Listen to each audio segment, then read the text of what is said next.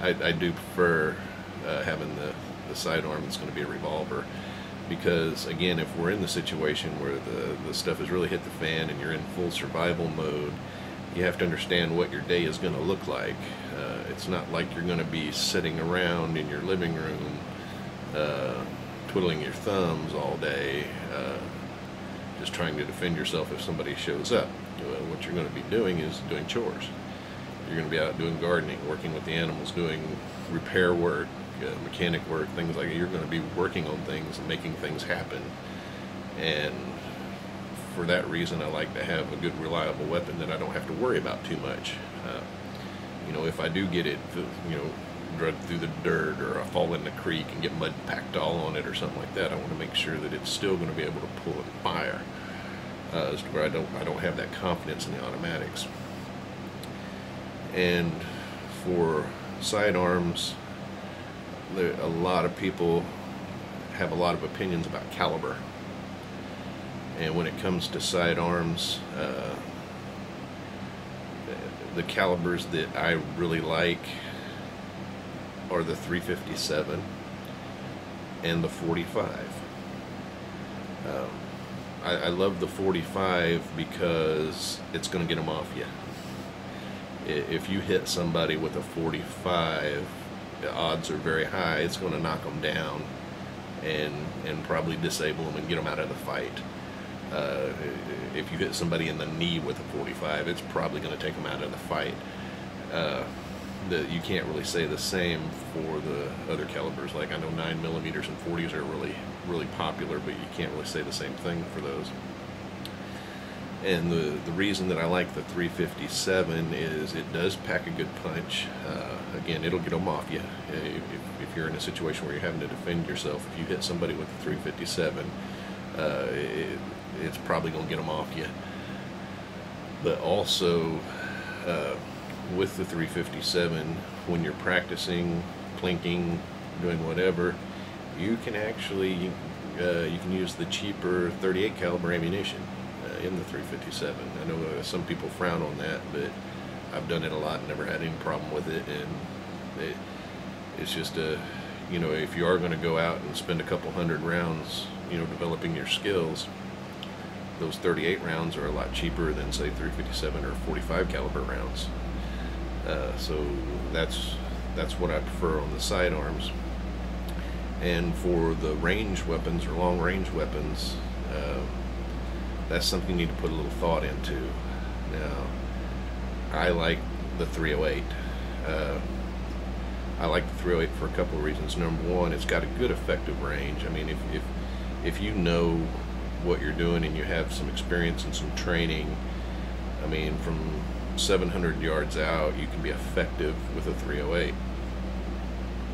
And I can't imagine many scenarios where you're going to need to be effective for a longer range than that. And also with the 308, it takes away a lot of cover.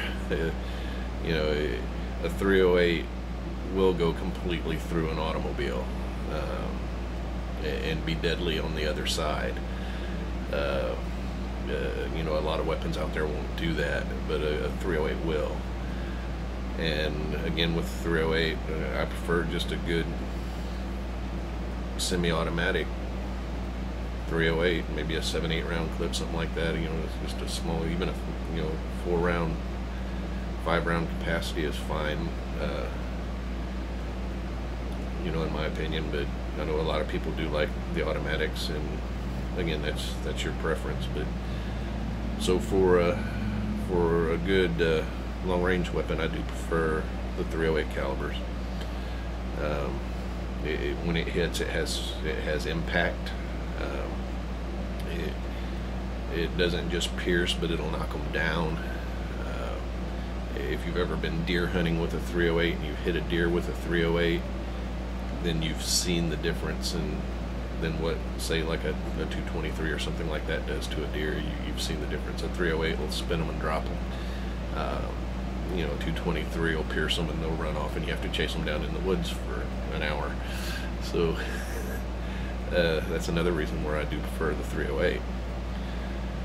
So again, that I don't consider myself to be a firearms expert, but I do have a lot of experience with firearms, and I've had training with firearms, and so that's just my opinion. But before you go out and spend a bunch of money on firearms, I highly recommend you find somebody that knows what they're doing to give you some training and advice, and work towards your personal scenarios. What do you think you're going to need for firearms, and just work it out that way. But for me, it's all about budget and effectiveness.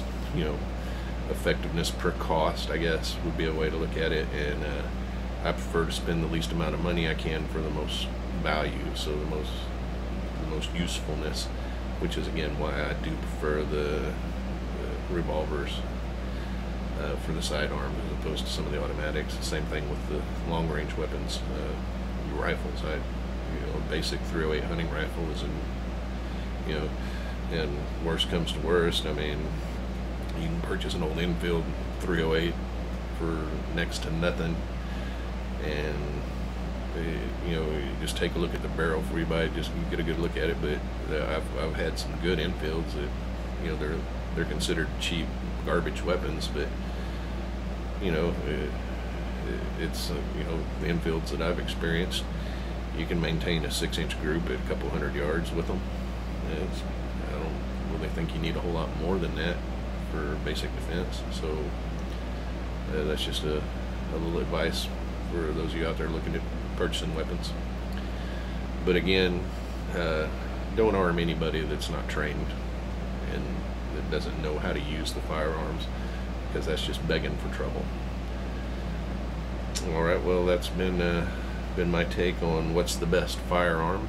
So hopefully you guys get some use out of that. And again, if you have any questions or comments, post them. I'll do the best I can to answer them effectively. And let me know what you guys are thinking. I appreciate you watching.